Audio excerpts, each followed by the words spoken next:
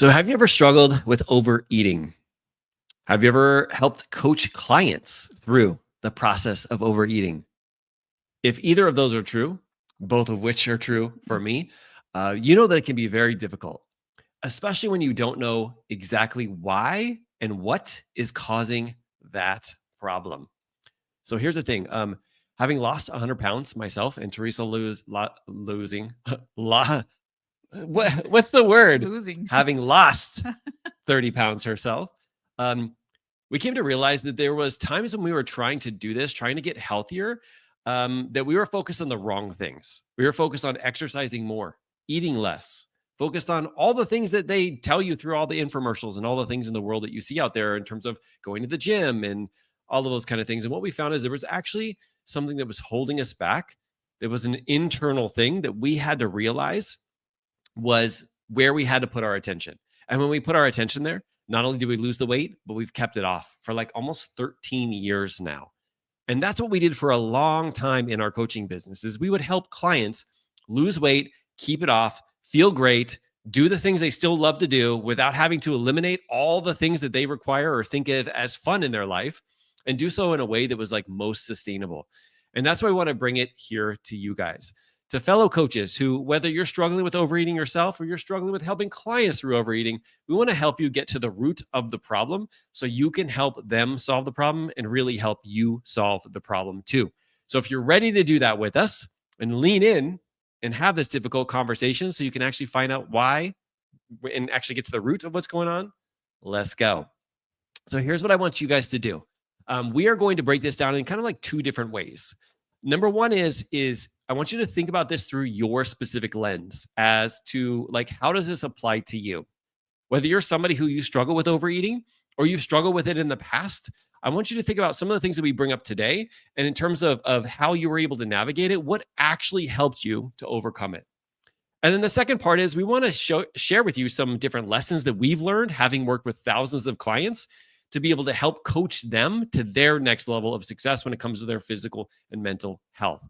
And so I want you to look at through both of those lenses. How do you use this for yourself? And then how do you use it for others? Because that's what we do here. We want to share how things work in terms of the brain, how you're going to be able to lean into the things that are actually going to help you change your life, and then how you can help others change their life too.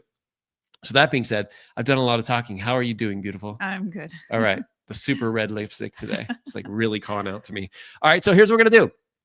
We have some things that we're going to go over, a really quick structure here. And I do want to welcome everybody back, by the way. Let me head over to the comments right now.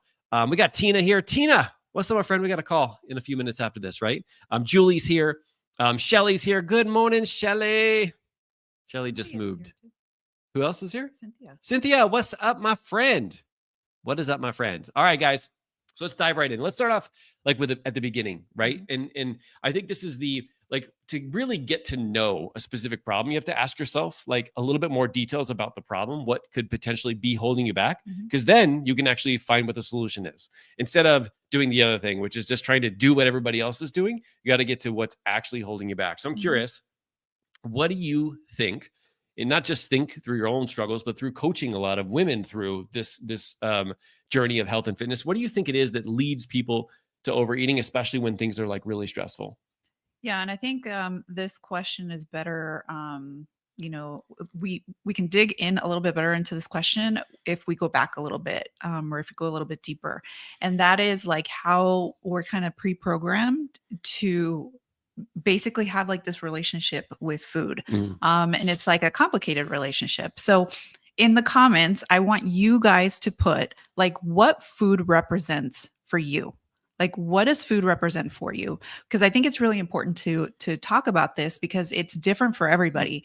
And just think about like when food is actually like present, where it's always present, like let's say celebrations, right? Family gatherings, or, sometimes it's a reward. Like if your kids are doing well in school or they did something or they won a soccer game, it's like, oh, let's go out to eat or let's bring cupcakes. So food is like always present when people want to feel good or when there's something to celebrate. And I think this is really important because that pre-programs our brains. Like this is hardwired in us to look to food when we want to feel good. So when you're thinking about like overeating or like those triggers that happen when you start to, eat when you're not actually hungry, and we'll go into that a little bit later. But just think about that. It's because you want to avoid a feeling. So when you're bored, what do? You turn to food sometimes. Or when you're sad or depressed or angry, you're like, I need something to eat because that will make me feel good. And, as soon as you have like that bite of your favorite food, let's say, it changes. It changes your mood temporarily, right? And that's the issue, is that we're trying to use something like food to make us feel different temporarily, right? Yeah. And that leads to some issues, right? For some, it could be like really devastating, and for others, it's just kind of like this like nuisance where it's like, man, why do I keep turning to food when I'm not feeling great? Yeah. Right? Yeah. I love that. Can I give you a few different examples that come up for me? Like, so we have a lot of people who, they will like at a certain, whether it's holiday, right? Let's say Thanksgiving. Thanksgiving is synonymous with people overeating. And it's just like, oh, that's just what we do on that day, right? Or you have stretchy pants that day. Or you have families who are like, oh yeah, they just keep bringing me more and more and more food. And if I don't eat this food, then like, what are they going to think? That I don't love them, right? But I also was thinking about this when you were saying this is, we used to go to the dealership. Remember when we used to go to the Mercedes dealership, and you'd have your car getting worked on or serviced. They would always have freshly baked cookies that were in there, chocolate chip cookies. Because when people are thinking and smelling chocolate chip cookies, it kind of like gives them this home feeling, this safe feeling, like that you trust the other people that are in the room. And it was crazy because they literally had it every single time. And the reason why they probably had it is because it contributed to the sales that they made. Crazy. Like you have $50,000, $100,000 cars, and they've noticed that people buy more when they smell like that kind of stuff. It just puts them in a different place, right? Movie theaters. What do you think of when you think of movie theaters? Popcorn. Yeah, popcorn or red vines or things like that, right? It's crazy how we have associated with food with all of these things. And so when we want to go back to that place, we'll talk about this. When we want to go back to the way that we felt when we were there, we think that eating that food will will transport us back there. And it does temporarily, but it's only a temporary fix. And then once you're done, like you have to pay for whatever it is that you did. Yeah, there's that like memory that's triggered. Yep. When you smell something like, let's say from your childhood, or comfort food that you grew up with, it does transport you back to that place. So of course, like when we have that trigger, it's like it's comforting. That's why they call it comfort food, right? So So and the reason why I want to share this with you is because we realized that this was the case for us. Is we were associating foods with certain things that were never meant to be associated that way. It was our pre-programming in our brain. Everybody's family is different. Everybody's situation is different. Like you may think of certain other foods as different, like brings up different feelings for you. And it's really different by the person, but you've got to make yourself aware of why your brain is triggering you to do the overeating, to keep eating, to eat things that maybe are not in alignment with what your goals are, right? And we don't want to do this because we want to shame or guilt ourselves.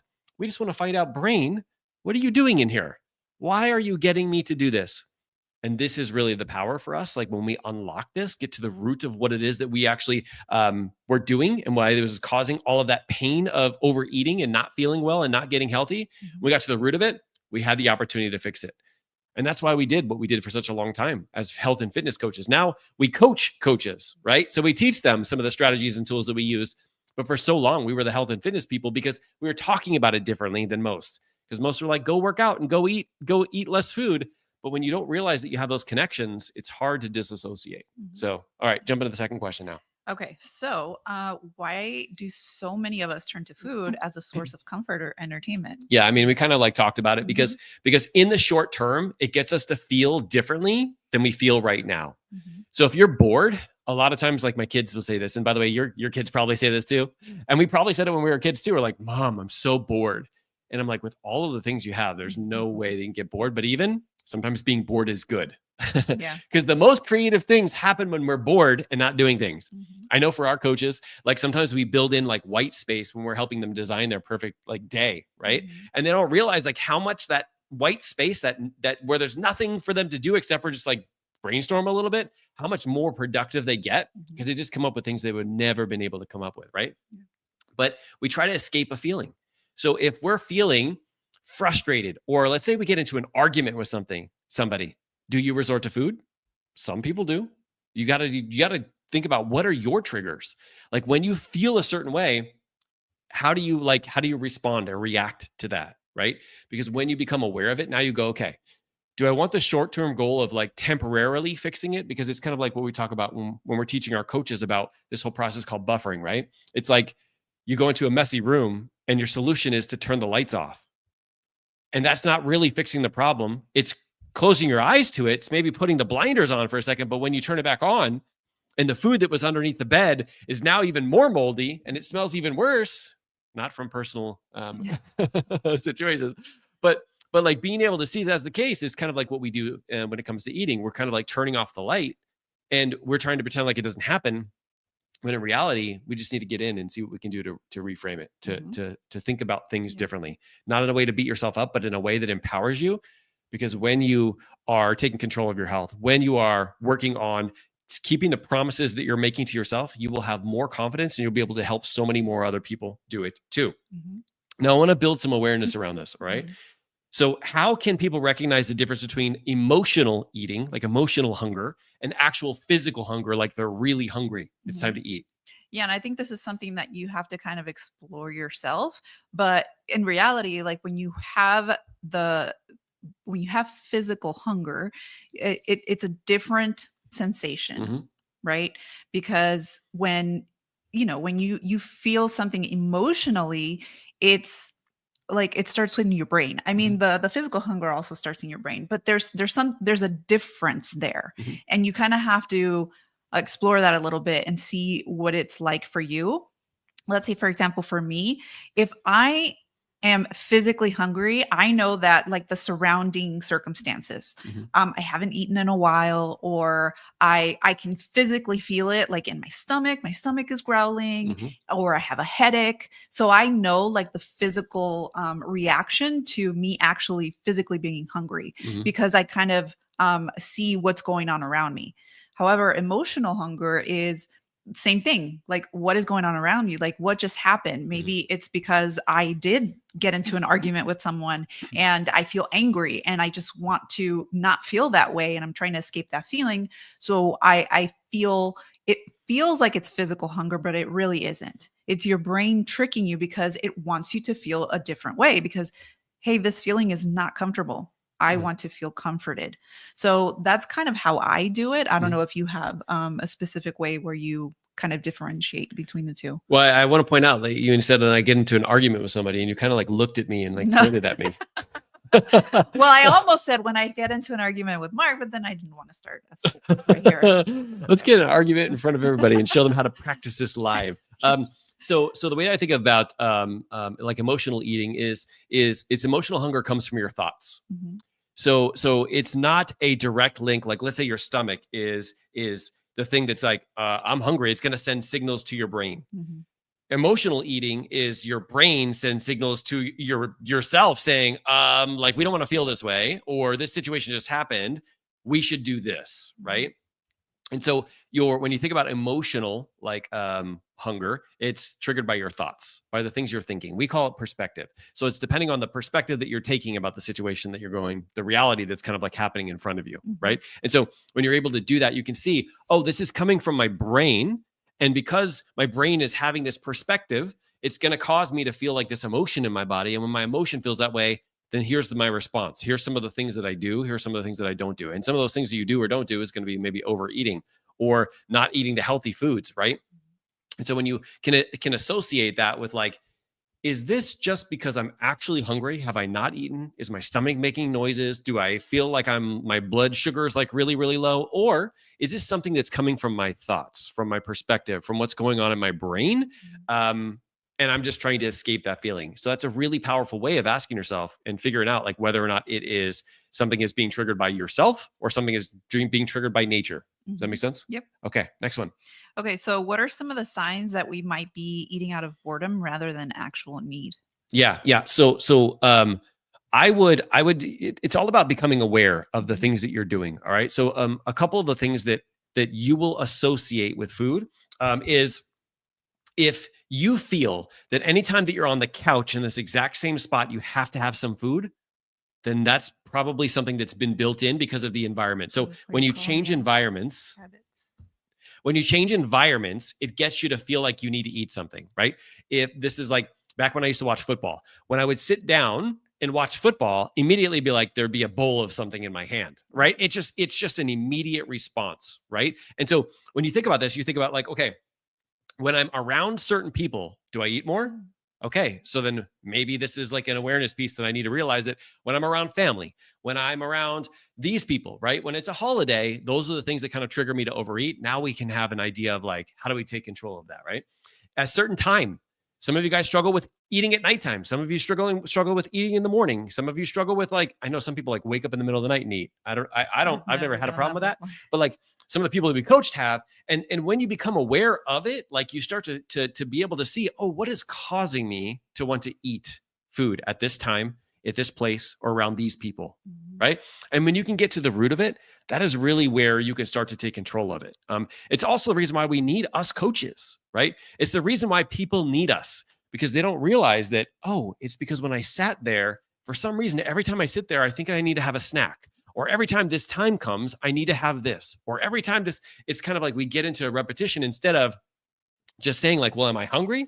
Well, then I can eat today, right now at this time. But if I just eat today at this time because it's just this time every single day, like maybe I need to examine that, right? And so it's like being able to be more aware of it. And that's why we're here as coaches. We make people aware of the things that they are actually not aware of. That's really the power. When we can give that power to our clients, we can give that power to ourselves. Now we have the power to be able to control it, to have a different perspective, and to show up differently in our lives, which is what we did. This is how we lost 100 pounds. It wasn't because of the workout program and the shake and everything, even though that was really important. It was asking ourselves, like, what caused us to get off track? What's actually the root of actually what's holding us back in this area for so long, right? I didn't get to be 100 pounds overweight by not struggling with overeating. Struggling with it a lot. I mean, I lived right next door to McDonald's, which for me was like every time that I would walk outside and see the arches, I would have a very specific regiment that I would go over there and I would eat, right? It was just like that thing. It was just so structured. But I realized that it wasn't the world trying to tell me that I should go out and eat. It was me and my brain that was causing me to do that, right? All right, so let's wind it down. Fifth question. You want to ask that one of me? Yeah.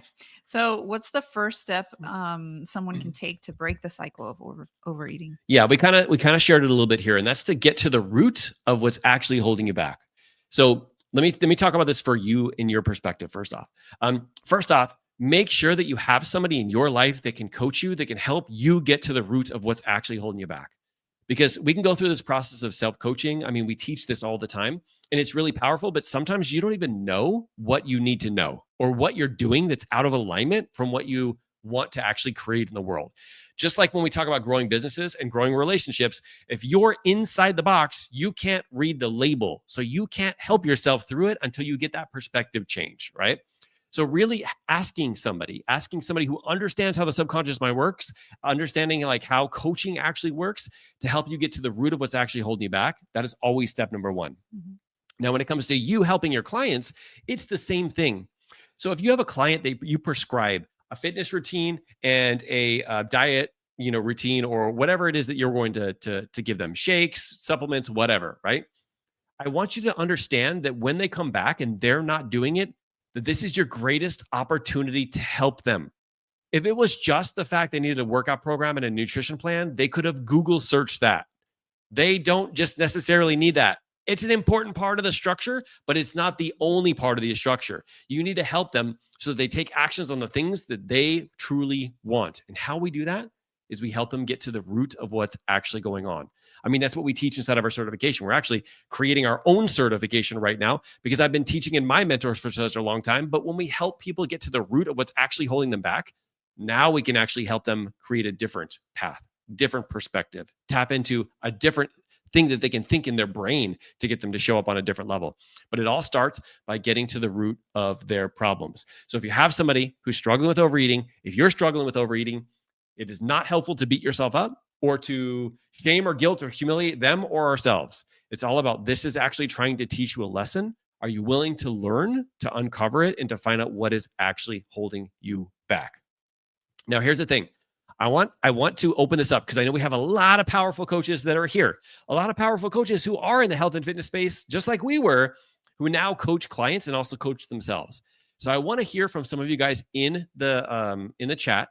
I want to hear, like, what are some ways that you have either personally helped yourself through overeating, or you've helped your clients through overeating? What are some ideas, some thoughts, some things that you have done to help you and your clients get results when it comes to their health by getting them to end overeating for good? Want to hear back from you. Now, while you guys are chatting and typing that in, we do want to let you know about something that we've been working on in the background. So one of the things that we have been really thinking about is, how can we in 2025 take a group of coaches with us to the next level in their business so they can make more impact and more income than they've ever made? One of the things that we've learned over the last 12 years of actually coaching coaches, and the last 3.5 years of me teaching, and not only master coaches, but also coaches inside of the certification that I used to teach inside, is that we've seen what happens when people take the skills and the knowledge and the things that they know and they actually implement them versus the people who don't. So we've seen people who have the best skills on the planet make zero sales, not make an impact, and not grow their business. And we've seen people, believe it or not, some of them having less skills than those other people, lean in and create exceptional businesses that they make a big impact, and they're able to leave their jobs just like we are. And we've been sitting and documenting, what are those things? What are those things that separates those two levels of coaches?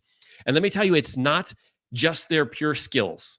Yes, skills are important. You might have a certification, you might not have a certification, but there's things that we have like really been able to develop over the last 12 years that we want to make sure that we can help so many more coaches with through in 2025. That's why we're putting together a very special program. It's called the Coach Accelerator. Now, this is something that we're not going to have open to everybody. We're going to actually go through an application process because we're only going to have 25 people max inside of the program. So if you're somebody who's like, I really want to make more impact and more income in 2025, and I would have run with Mark and Teresa and the group of coaches where, whether you've certified or not, you consider yourself a coach. If you go to modernleadership.us/apply, fill that out, and I will reach out and I will send you the details of what this program is going to be like, and really ask you a couple different questions to make sure we can personalize it for you, because this program is going to be a very powerful program, but it's going to have a lot of hands-on, including some type of one-on-one support to help guide you through that process in 2025. So don't hesitate, reach out and fill out that application. By the way, if you're already in conversations with us, because I think I have like 40 something conversations going out there right now. If you're already in conversations, just keep going through that conversation with me on social media, text Marco Polo, whatever it is you have. But if you've never connected with me, go to modernleadership.us/apply and we'll have a conversation there. All right, let's see. Cynthia says, let's get into some of these things that people have used. Cynthia says that she asks questions. Why is it important for you to concentrate on your eating habits? And once you meet your goal, how would that make you feel? Cynthia, that is such a key point, because number one is when we find out the why behind what it is that they want to do, like the how is really kind of irrelevant. It's like, yeah, I'm going to keep trying it until I find a way of doing that. But then also reminding, like going to the end in mind and reminding them of how they're going to feel once they accomplish that. That is one of the strategies that we use inside of our certification to help people to go to the end and see what it's going to be like when they feel that way, and then allow them to feel it right now. You know, you can do that. You can actually help somebody feel that way right now. You don't have to wait until they get to the end. There's some strategies that we have to teach you in order to be able to do that. But that's something that we're going to be talking about in the Coach Accelerator. But when you understand how to go to the end and then get them to feel that way right now, they're going to be willing to take the action right now in this moment, because they're going to come from that place of a feeling. I love that, Cynthia. All right, let's see what Tina says. I have personally dealt with overeating and have learned to ask myself, are you actually hungry before eating? I also find myself making myself write down everything that goes into my mouth makes me aware. Such a key point. So Some of you guys know my mom. Okay. And the reason why I say my mom is because she's 76. Is she 76 right now? 75, 76. 75. She's 75 or 76. And no matter which one I said, I'm going to get in trouble. Anyway, she is, when I started to become a health and fitness coach, she came along the ride with me. She actually was one of my clients. She lost a lot of weight. She felt amazing. And for those of you guys who know Beachbody or Body, she actually does Shaun T programs, and she's 75. Just going to say, just going to throw that out there. And she has had the most success ever. One of the things that we did is what Tina just said, is she actually documents what she eats every day. Even when she falls off, even when she has a cupcake, even when because she'll make a joke and she'll say, son, just so you know, this will make it into my MyFitnessPal today. All right. And it's because she is tracking it, right? Because what you want to improve, you definitely want to track. And so being able to see what you eat is definitely a strategy to be able to see, okay, this is what I'm eating, but why am I eating that? Right. And when you can get to the root of that, it is a game changer. And Tina says, yes, even when it's 5 walnuts, 100%.